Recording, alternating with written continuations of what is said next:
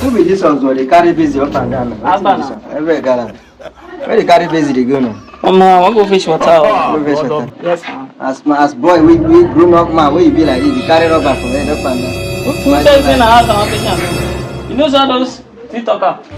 They like to drink water if they day life. Me now I want go live this evening. Now make I carry this base like that. I don't want to waste my money. They buy those bottle water. I will not fill my water inside and I'll drop am for my parlor. If I don't drink, I will say, you go hear my go say, see the man. Give me water there, my own. I don't go mark anybody. I just drop the wrong bag near my side.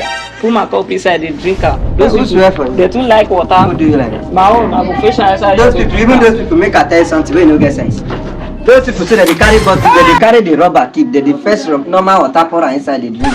If you don't know, make you know today now. If they go mumu yourself, they carry basin go keep. Ozro. See this one. Oh, Tondo. They mumu yourself. What be this?